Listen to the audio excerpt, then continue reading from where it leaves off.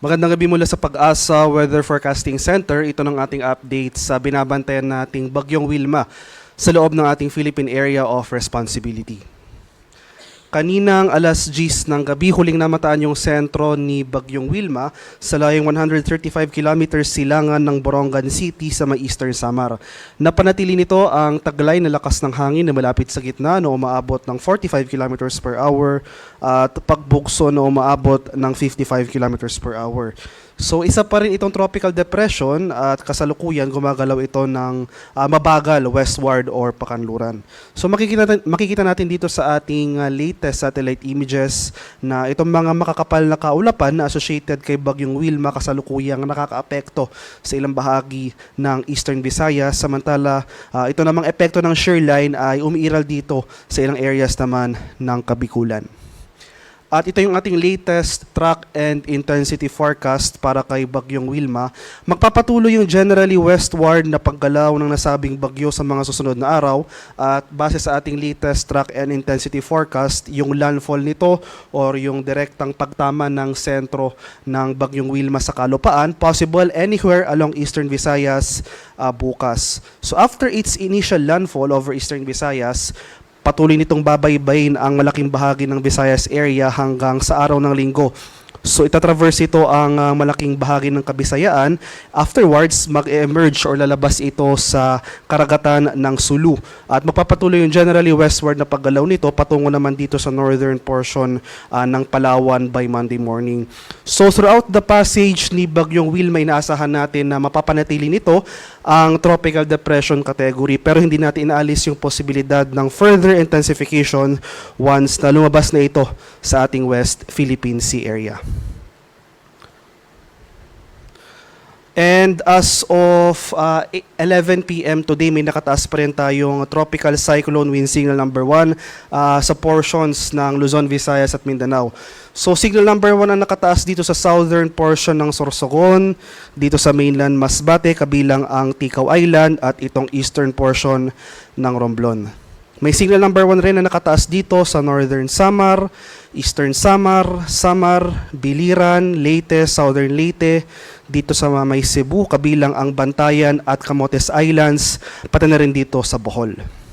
May signal number 1 rin dito sa northern and central portions ng Negros Occidental, dito sa may Siquijor, northern and central portions ng Negros Oriental, dito sa may Guimaras, Iloilo, Capiz, Aklan, Antique.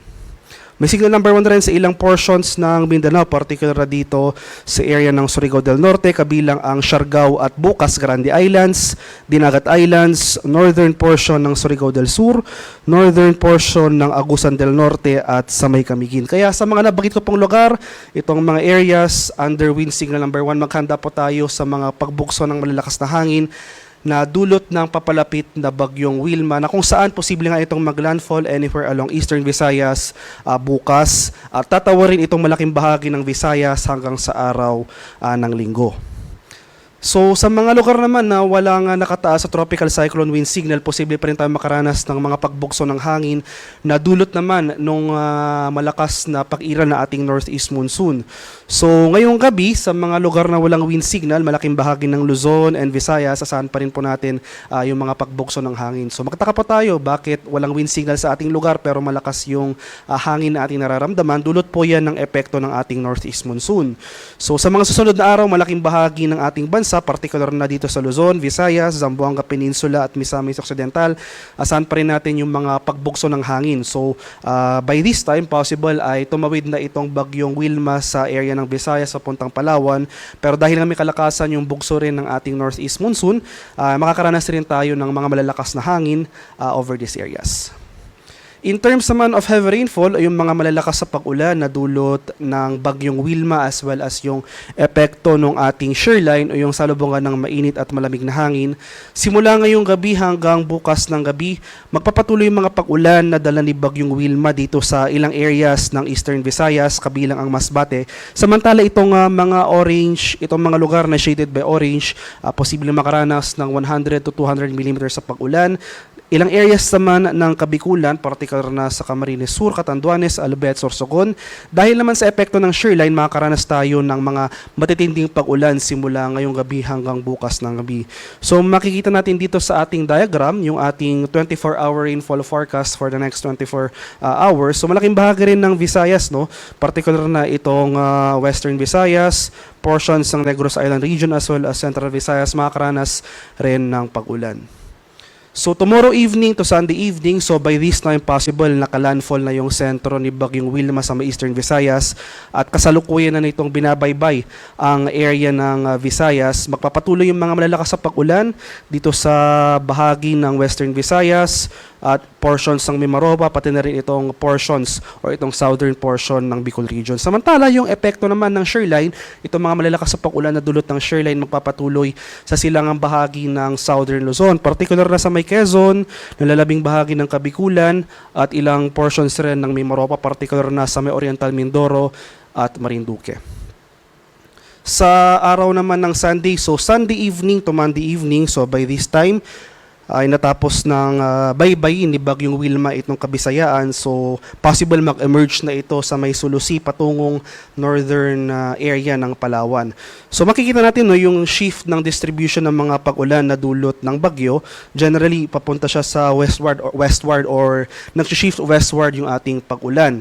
So by Sunday evening to Monday evening, mababawasan na yung mga pag-ulan dito sa central and eastern portions ng Visayas, pati na rin dito sa Bicol region, dulot yan ng shear line.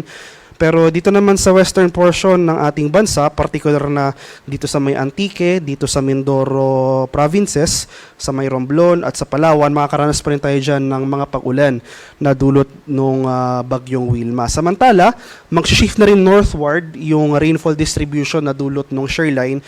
So makakaranas na rin tayo possible ng 50 to 100 mm sa pag-ulan sa may Cagayan, Isabela, Aurora, at sa Quezon. Kaya sa mga nabanggit ko pong lugar, for the next 3 days, maghanda po tayo at maging alerto sa mga banta ng flooding at landslides, lalong-lalo na dahil tuloy-tuloy at matitindi yung mga pag-ulan na ating mararanasan.